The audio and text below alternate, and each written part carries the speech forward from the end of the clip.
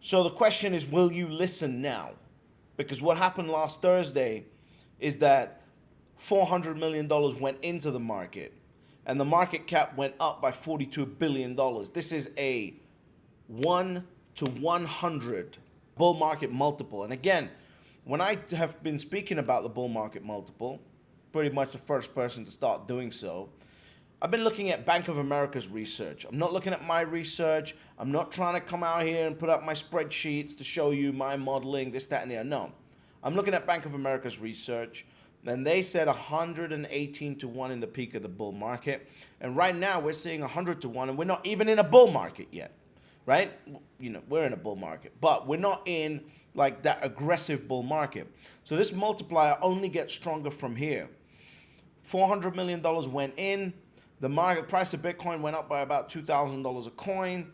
That equals a $42 billion market cap increase, which equals a 1 to 100 bull market multiple. So the question is now, will you subscribe? Because I've been saying this for months, and people keep coming out, doing their little theses, writing the shit up, creating little charts. Oh no, there's no way the multiplier effect can be this, that, and the other. And you listen to them because they talk like they know what they're doing, etc., etc. But the reality is, the market keeps slapping evidence in your face. So are you someone that listens to someone talk, or are you someone who looks at the evidence that the market keeps presenting to you?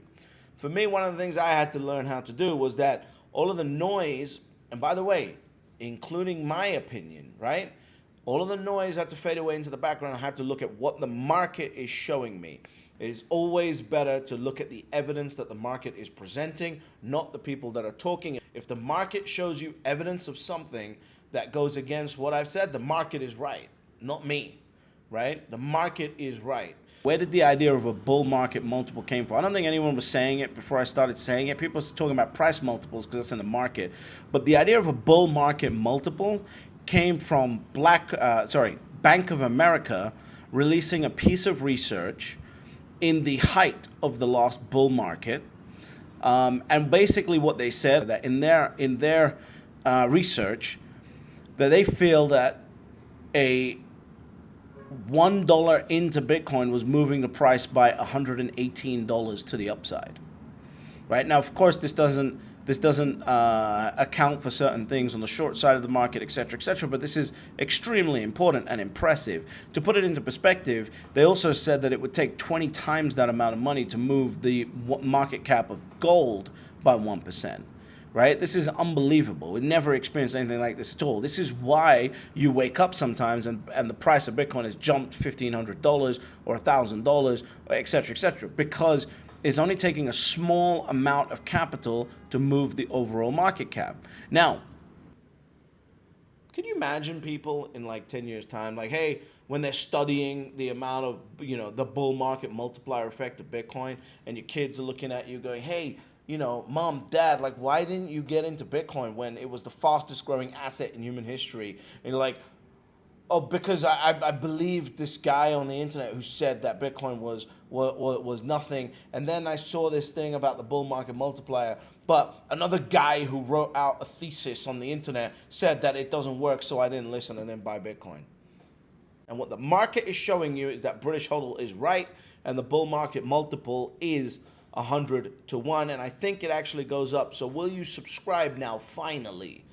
Or how much more evidence do I need to keep putting in your face? Now, excuse my exuberance a little bit. It just annoys me when people who are, trying to come out here, sound intellectual, all this other stupid shit, and really, the market keeps proving them wrong. Like, how long do you need to keep writing about the bull market multiple not working? And how long does the market need to keep slapping evidence into your face for you to realize that you need to get on the train?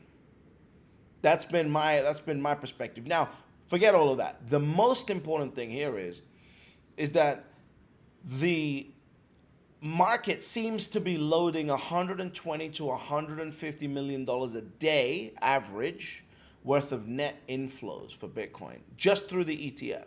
So what does that mean? That means that based on this multiple, if it holds, right, if it doesn't expand or it doesn't shrink, then you're looking at $100 million a day, adding $10 billion a day worth of market cap, average, which is over a period of time.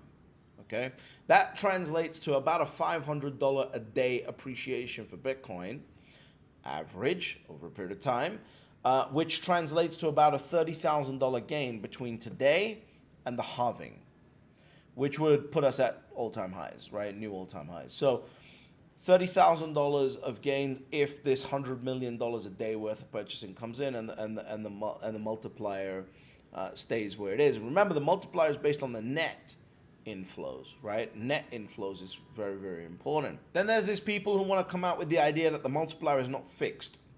Well, of course, dumbass, it's not fixed because it's a snapshot of a period of time in the market, and that's what it's meant to be demonstrating. But that's important for Bitcoin because with Bitcoin, you only got two levers in an asset, right? Demand and supply. But with Bitcoin, you cannot manipulate the supply lever, which is only the demand lever that's moving up and down in this entire situation. So in that frame of thinking, the multiplier effect is obviously going to change as demand goes up and down, but it's more relevant because the supply you cannot move. So the multiplier effect is more relevant than ever.